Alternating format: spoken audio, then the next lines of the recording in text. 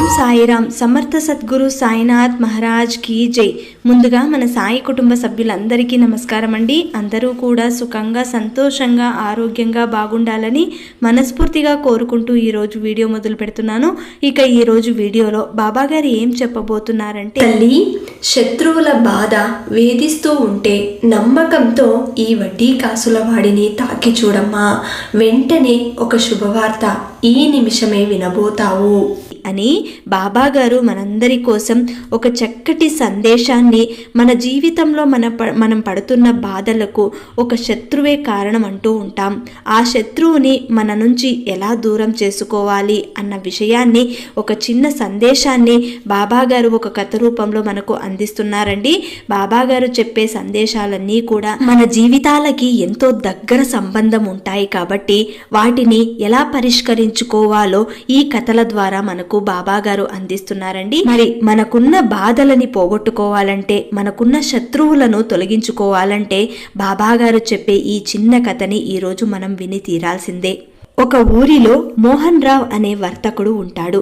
తను తన ఇద్దరి స్నేహితులు రామయ్య, సీతయ్యతో కలిసి వ్యాపారం చేస్తూ ఉంటాడు.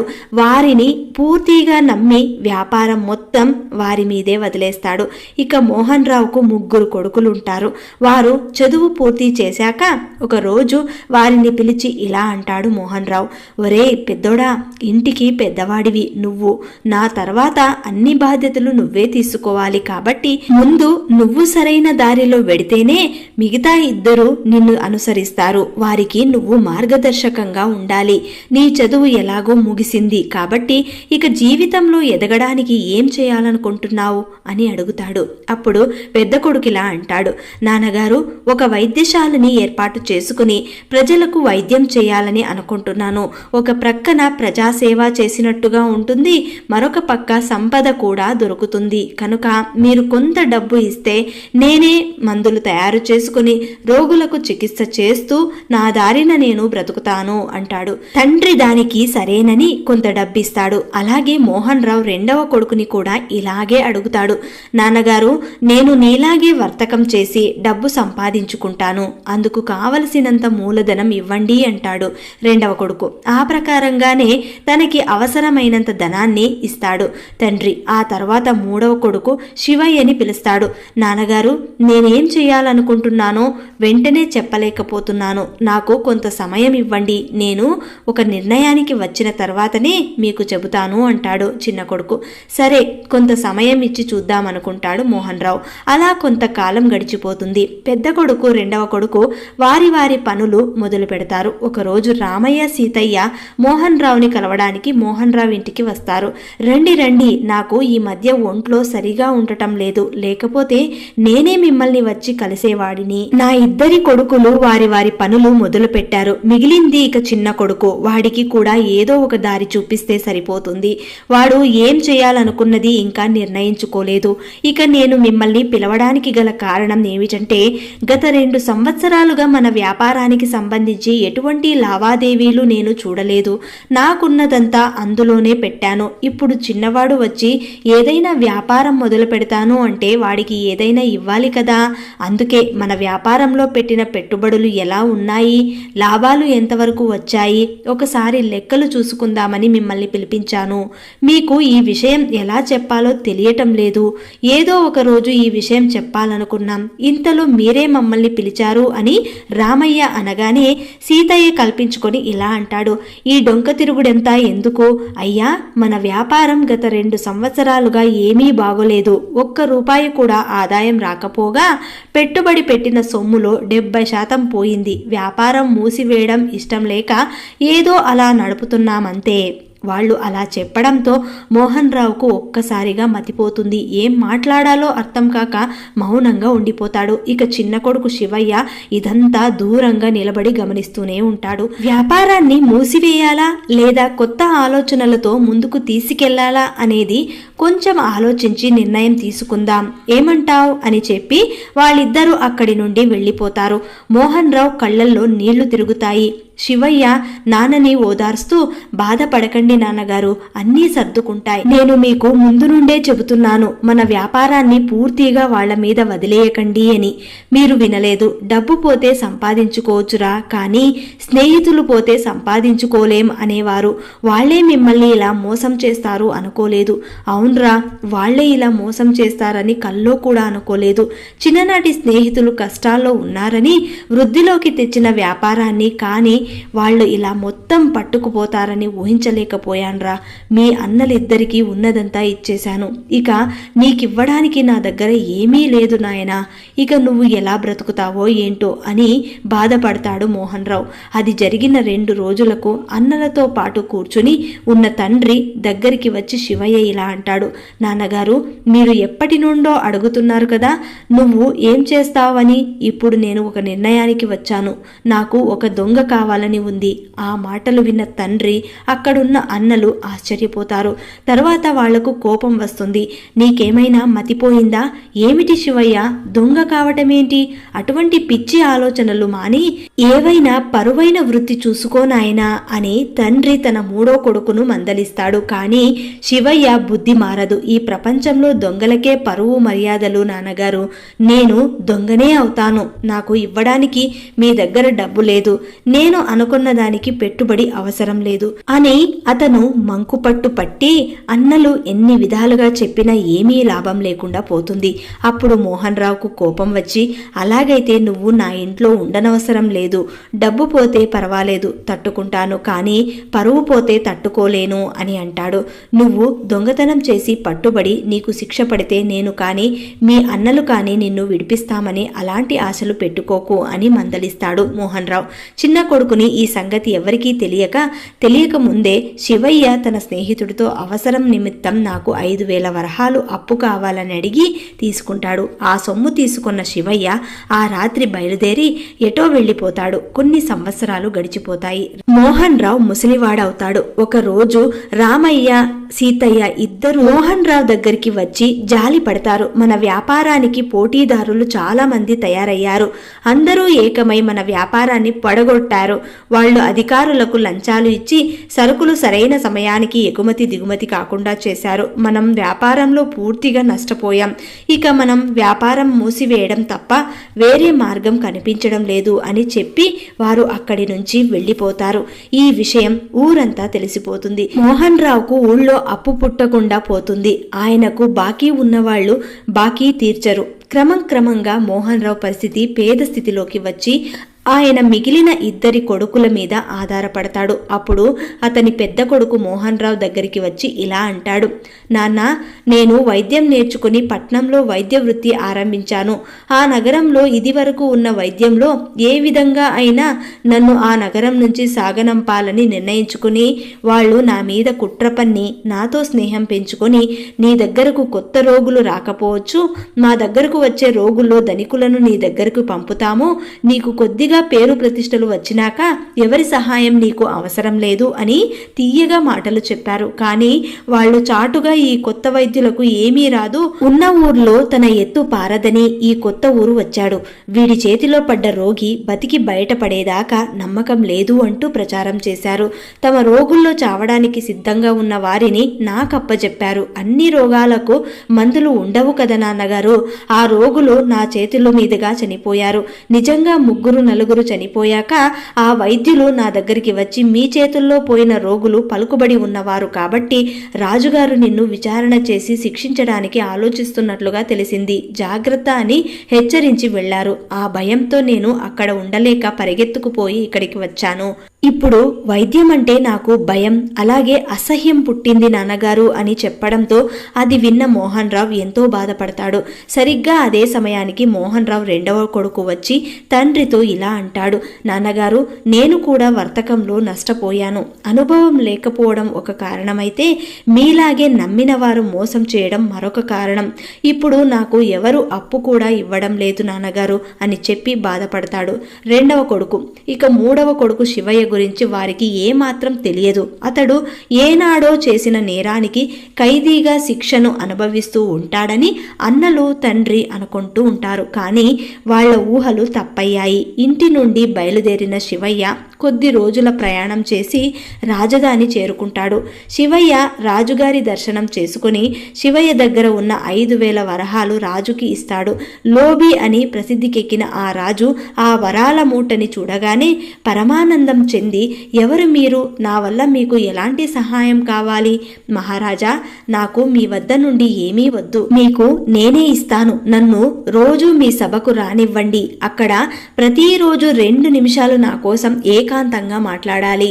అలా చేసినట్లయితేనే నేను ఇలాగే ప్రతిరోజు 5,000 వరహాలు ఇచ్చుకుంటాను అని శివయ్య రాజుతో అనగానే ఆ మహారాజుకు ఆశ్చర్యం వేస్తుంది, ఆశ కూడా పుడుతుంది. నా కొలువులో చాలా మంది పనిచేస్తూ ఉంటారు. అందరూ నా దగ్గర డబ్బు పుచ్చుకునే వాళ్లే కానీ తిరిగి నాకు ఇచ్చేవాళ్లు ఒక్కరు కూడా లేరు. సభకు నిన్ను పిలవడానికి, నీతో ఏకాంతంగా మాట్లాడడానికి నాకు ఎటువంటి అభ్యంతరమూ లేదు అని మహారాజు అంటాడు. ఇక మరుసటి రోజు శివయ్య రాజ్యసభకు వెళతాడు. సభకులలో ఎవరెవరో ఏ పాటి ధనవంతులో అని ఆరా తీస్తాడు. ఆ రోజు రాజుతో ఏకాంతంగా మాట్లాడేటప్పుడు ఒక ధనికుడికేసి పరీక్షగా చూస్తాడు. సభ ముగియగానే ఆ ధనికుడు శివయ్యని రహస్యంగా కలుసుకుని, అయ్యా, రాజుగారు తమరితో ఏదో రహస్యంగా మాట్లాడారు. అంతసేపు నన్నే చూశారు. నాపై దయగల కారణం చెప్పండి, మీ రుణం ఉంచుకోను, నా శక్తి కొలది ఇస్తాను అని శివయ్య ఏది అడగకముందే శివయ్య చేతిలో ఆ ధనికుడు 5,000 వరహాలు పెడతాడు.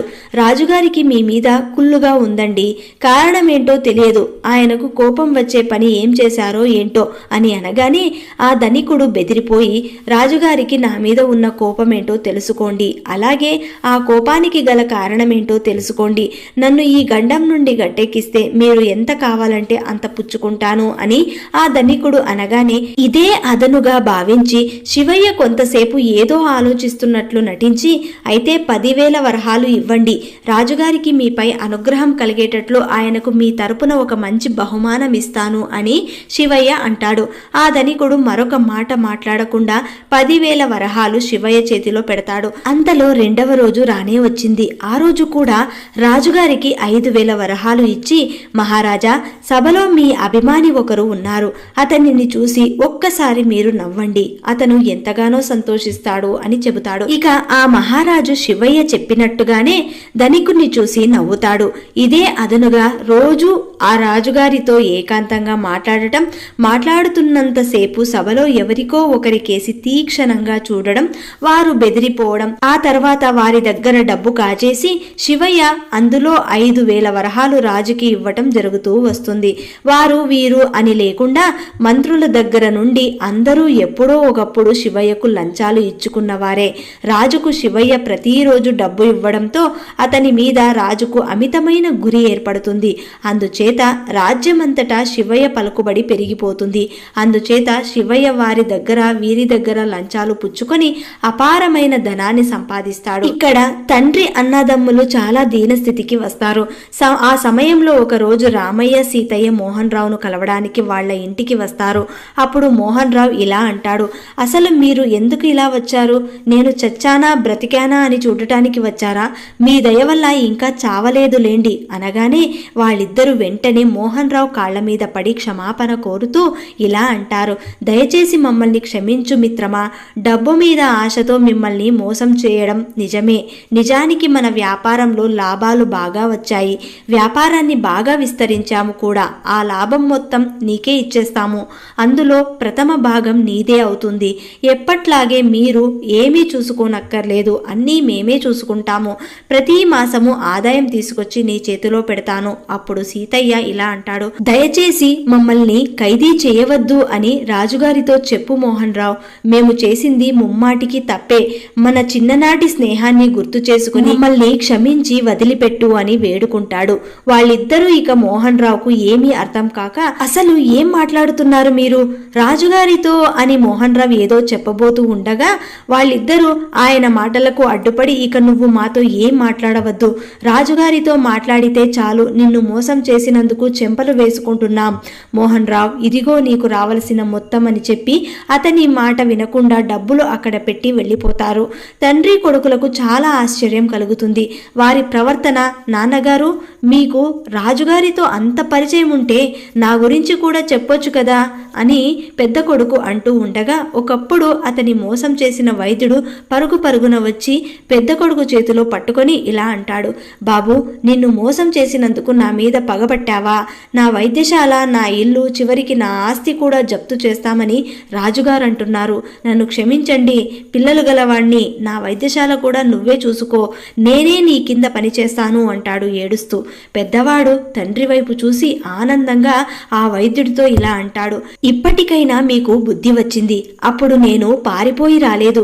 మా నాన్నగారితో చెప్పి రాజుగారితో మాట్లాడదామని వచ్చాను. ఇంత చేస్తే కానీ నీకు బుద్ధి రాలేదు. సరే, ఇక మీరు వెళ్ళండి, నేను వస్తాను అంటాడు పెద్ద కొడుకు చాలా గర్వంగా. ఇంతలో మరో నగరం నుండి మరో వ్యాపారి వచ్చి రెండవ కొడుకుతో ఇలా అంటాడు, అయ్యా, మా వ్యాపారంలో నీకు భాగమిస్తాము. మీరు ఎటువంటి పెట్టుబడి పెట్టనవసరం లేదు. ఒకవేళ అది మీకు నచ్చకపోతే మా నగరానికి వచ్చి మీకు నచ్చిన వ్యాపారం చేసుకోండి. మేము మీ జోలికి రావడమే కాదు, మాకు చేతనైనంత సహాయం కూడా చేస్తాము. కానీ రకరకాల పన్నులు వేసి మాతో వేధిస్తున్న రాజుగారిని మాత్రం ఇక నుండి ఇవన్నీ ఆపేయమని చెప్పండి. మీ గురించి తెలియక తప్పు చేశాము అని చెప్పి అతను అక్కడి నుండి వెళ్ళిపోతాడు. ఇక అందరూ ఒకరి ముఖాలు ఒకరు చూసుకుంటారు. నాన్నగారు, మీరు మా కోసం ఇంత చేశారా? మాతో ఒక్క మాట కూడా చెప్పలేదే ఏంటి? నిజానికి నేనేమీ చేయలేదు నాయనా, ఇదంతా ఎవరు చేశారో కూడా నాకు తెలియడం లేదు అని అంటూ ఉండగా ఇంటి ముందు ఒక గుర్రపు బండి వచ్చి ఆగుతుంది. ముందు వెనక రాజభటులతో రక్షణంగా శివయ్య ఇంటి లోపలికి వస్తాడు. అతన్ని చూసి వారంతా ఆశ్చర్యపోతూ ఉంటారు. చూశారు కదా నాన్నగారు, ఒక దొంగకి రాజుగారు ఇస్తున్న మర్యాద ఇది. మంచికి స్థానం లేదు ఈ సమాజంలో, అందుకే నేను ఇలా మారాను. మిమ్మల్ని మోసం చేసిన వాళ్ళందరినీ తిరిగి మీ కాళ్ల మీద పడేలాగా చేశాను. పేదరికంలో మగ్గిపోవలసిన అవసరం ఇక లేదు నాన్నగారు. రాజుగారి ఆస్థానంలో మన కోసమంటూ ఒక పెద్ద భవనం ఉంది, అక్కడికి వెళదాం రండి అని తన తండ్రిని, తన అన్నలను అదే గుర్రపు బండిలో తీసుకెళ్తాడు శివయ్య. అలా శివయ్య తన తెలివితేటలతో తన కుటుంబాన్ని పోగొట్టుకున్న ఆస్తిని తిరిగి మళ్ళీ సంపాదిస్తాడు. దీన్ని బట్టి బాబాగారు మనకి ఏం చెప్పబోతున్నారంటే, ఒక శత్రువు దూరం కావాలంటే ఆ శత్రువు మార్గంలోనే వెళ్ళి బుద్ధి చెప్పాలి అని. ఈ కథలో కూడా శివయ్య అదే పని చేశాడు. తన తండ్రి మోహన్ రావు పోగొట్టుకున్న ఆస్తి, డబ్బు మళ్ళీ తిరిగి ఎలా వచ్చాయి ఈ కథ ద్వారా మనకు చక్కగా బాబాగారు తెలియజేశారండి. ఒక శత్రువు చేసే మోసం ఏ విధంగా ఉంటుందో దానిని మనం తిప్పి కొడితే మంచి తెలివితేటలతో మనకున్న శక్తితో వారికి సరైన మార్గంలో రావడానికి బుద్ధి చెప్పడానికి ఇది ఎంచుకున్న ఒక మార్గం అని చెప్పాలి. అంతేకాని ఈ మార్గాన్ని జీవిత కాలం నువ్వు ఎంచుకోకూడదు అని కూడా బాబాగారు మనకు తెలియజేస్తున్నారండి. ఏదైనా సరే మనకున్న శక్తి తెలివితేటలతో ఎవరినైనా ఓడించవచ్చు అని బాబాగారు ఒక అద్భుతమైనటువంటి సందేశాన్ని మనకు అందించారండి. ఈ కథ గనక మీకు నచ్చితే శ్రద్ధా సపూరి అని కమెంట్ చేయండి. అలాగే ఈ వీడియోని 10 మందికి అందేలాగా షేర్ చేయండి, లైక్ చేయండి. మళ్ళీ ఇంకొక మంచి వీడియోతోటి మేము ముందుంటాను. అంతవరకు సెలవు. సర్వే జనా సుఖినో భవంతు. సర్వం శ్రీ సాయినాథార్పణమస్తు.